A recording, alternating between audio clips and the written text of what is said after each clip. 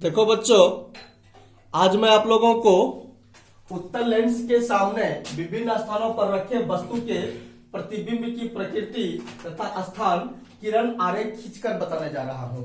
यह क्वेश्चन परीक्षा के दृष्टिकोण से महत्वपूर्ण है। आप एक काम करो, आप वीडियो पॉज करके इस क्वेश्चन को जरूर लिख लीजिए कि उत्तल लेंस के सामने या उत्तल लेंस में विभिन्न स्थानों पर रखे वस्तु के प्रतिबिंब की प्रकृति तथा स्थान किरण आरेख खींचकर बताएं। आप याद कीजिए, इस टाइप का प्रश्न मैं दर्पण के संदर्भ में आपको बताया था, तो वहां पर 6 केस हुए थे। यहां पर भी इस प्रश्न के जवाब में 6 केस होते हैं। मैं 6 केस को डील करूंगा पॉइंट बाय पॉइंट। मैं आपको बता दूं, इसमें से कोई एक केस परीक्षा में निश्चित रूप से आता है, ठीक है। तो मैं चाहूंगा कि सारे केस को आप अच्छे से समझें और इसको देखें और आप इसका अभ्यास करें। और इसका एक केस परीक्षा में निश्चित रूप से आता है, तो आवश्यकता है सारे केस को देखने का, ठीक है। तो चलिए, सबसे पहले मैं शुरू करता हूं। हम वस्तु को रखते हैं अनंत पर और देखते हैं उसका प्रतिबिंब उत्तल लेंस के सामने कहां बनता है और उसकी प्रकृति कैसी होती है। लिखिए, जब वस्तु अनंत पर हो, ठीक है। जब वस्तु अनंत पर होता है तो प्रतिबिंब कहां बनता है और उसकी प्रकृति कैसी होती है।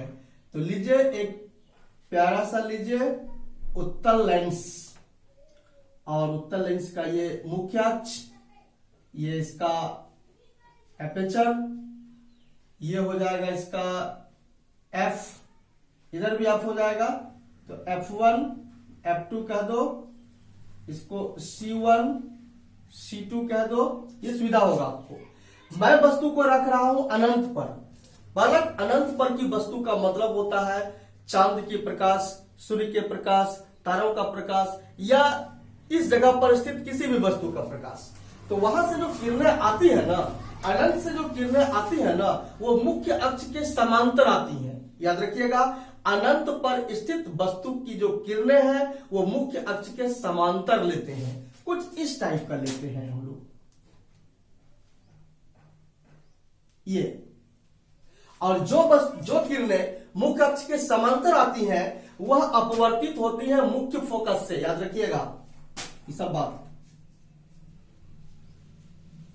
ऐसे मुख्य फोकस से।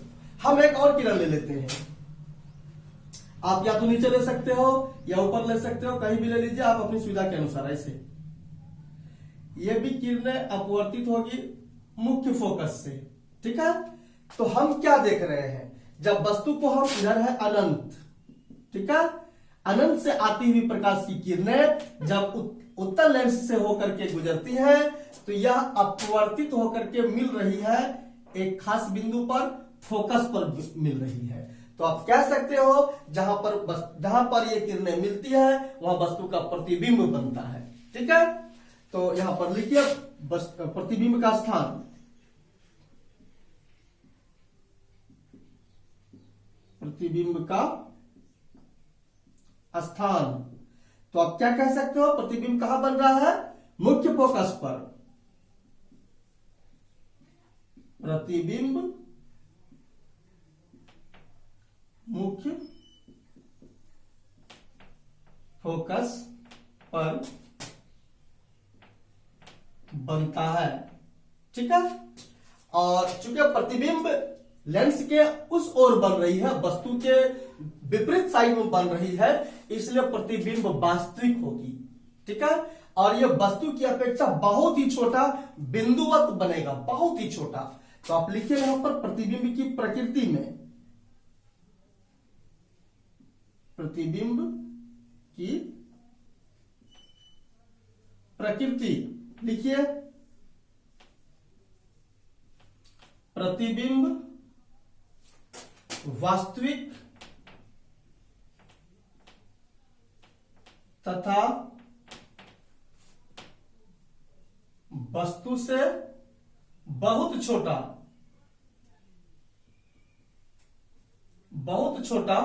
बनता है। ठीक है, भाषा पूरा कर लीजिएगा।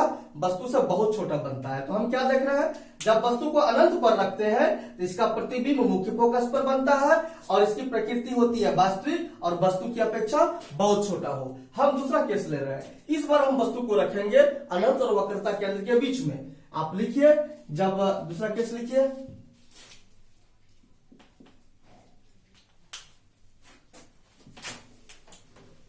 जब वस्तु अनंत तथा वक्रता केंद्र के बीच में हो।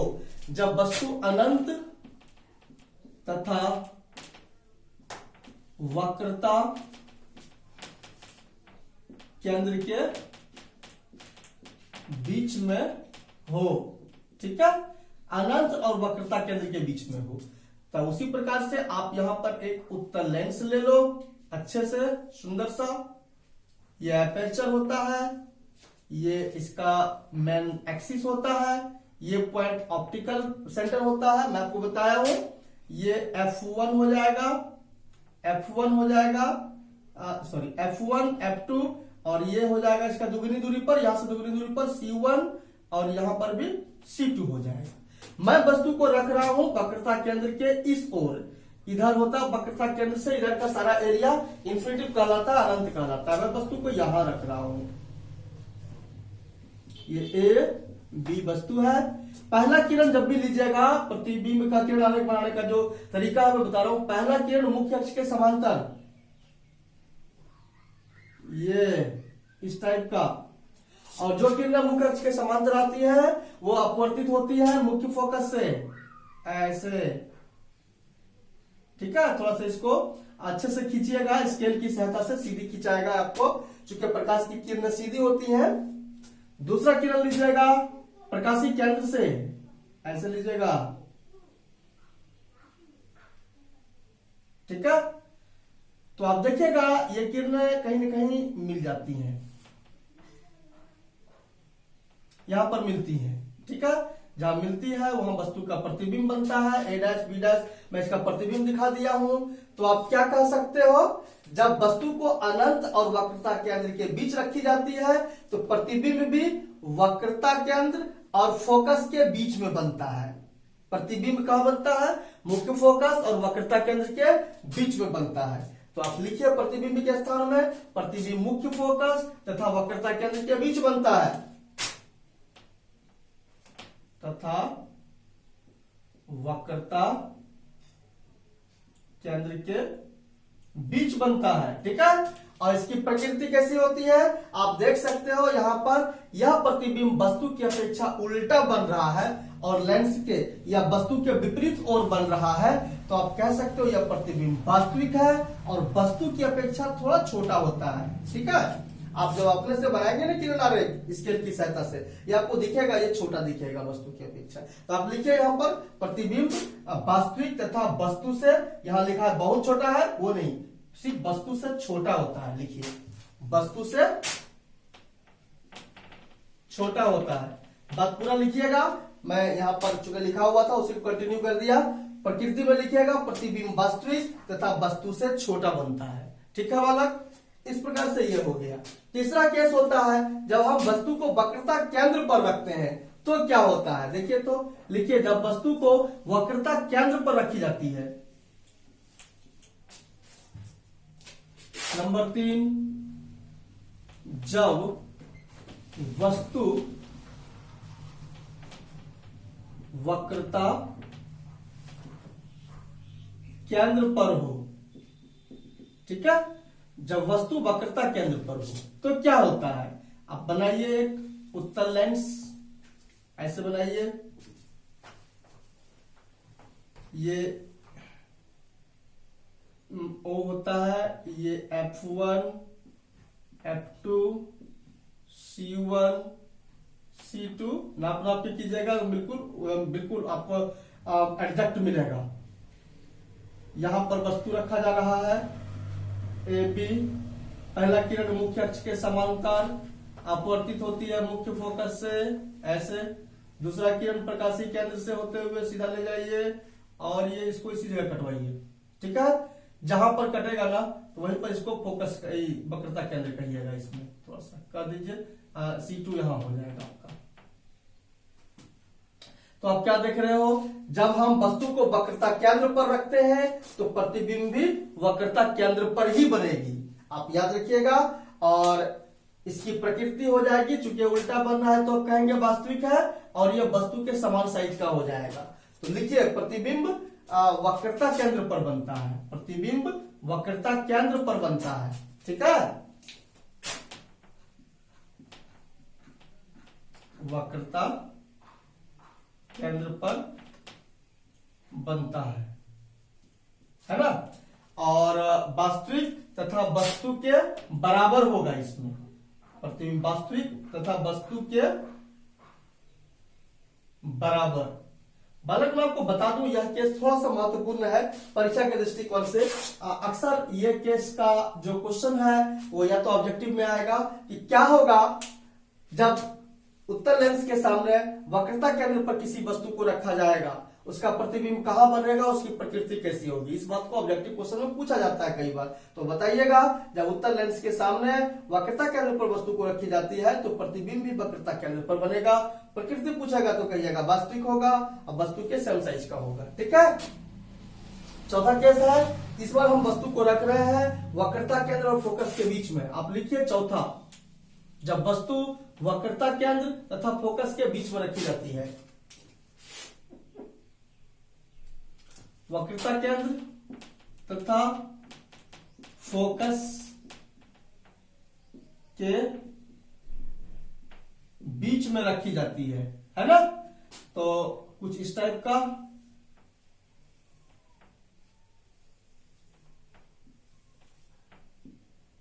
ये O, ये F1, ये आपका F2, ये C1, ये C2।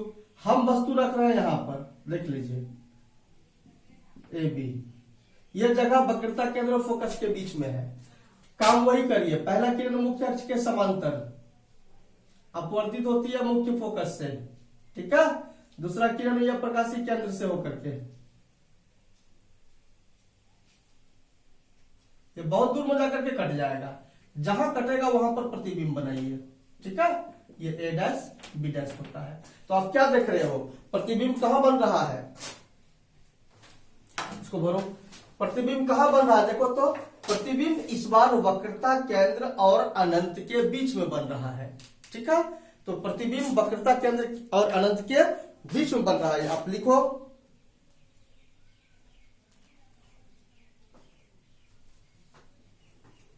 बालक, यहां पर लिखो प्रतिबिंब वक्रता केंद्र तथा अनंत के बीच बनता है। लिखिए वक्रता केंद्र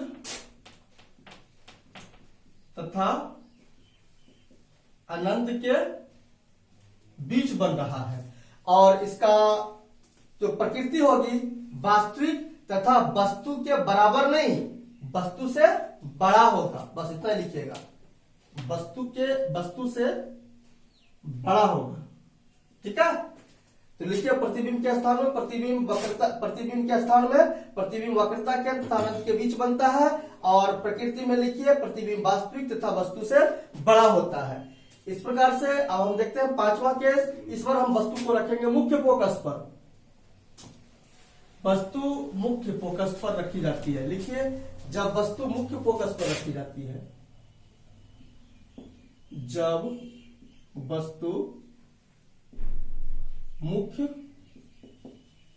फोकस पर रखी जाती है तो क्या होता है। देखिए ये है मेरा एक उत्तल दर्पण, ये मुख्य अक्ष, ये एपेचर, ये ऑप्टिकल सेंटर, ये F1, ये F2, ये C1, इधर C2। वस्तु को यहां रखी जा रही है, देख लीजिए मुख्य फोकस पर AB, ठीक है।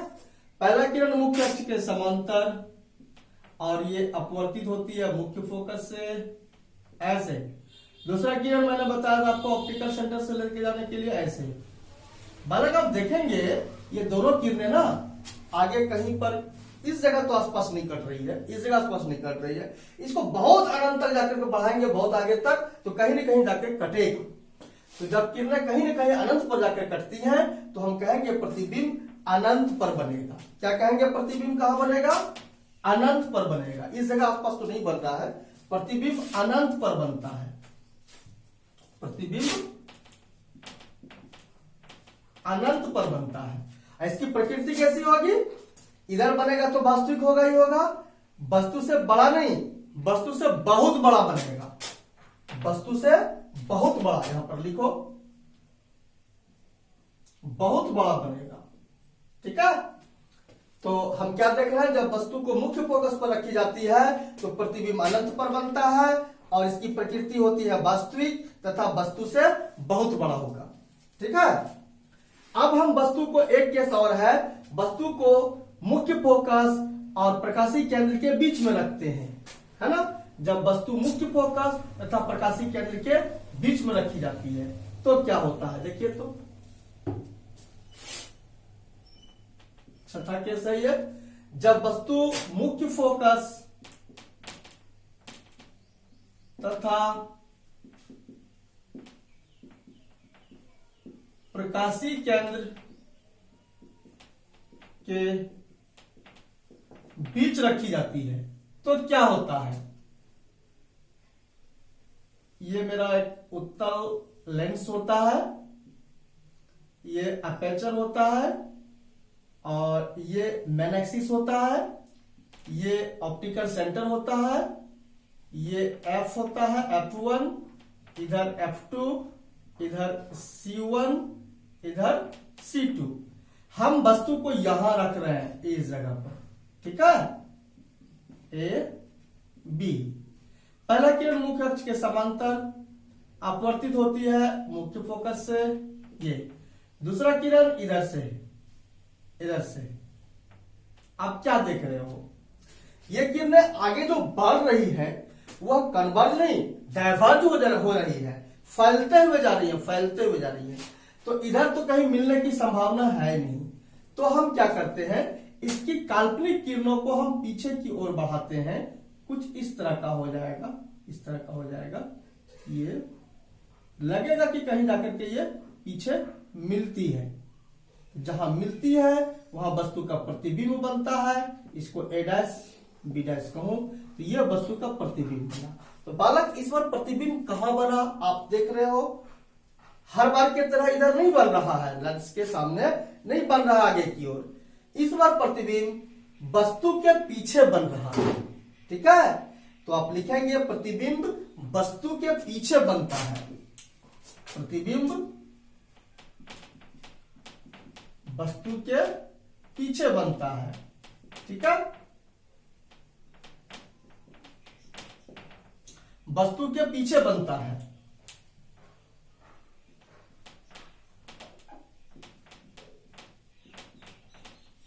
ठीक है, इतना ही बस, वस्तु के पीछे बनता है। तो जब वस्तु के पीछे बन रहा है और आप देख रहे हो इसका जो ये है ना आकार, ये कैसा है? सीधा है, जैसा वस्तु है वैसा यहां पर भी दिख रहा है।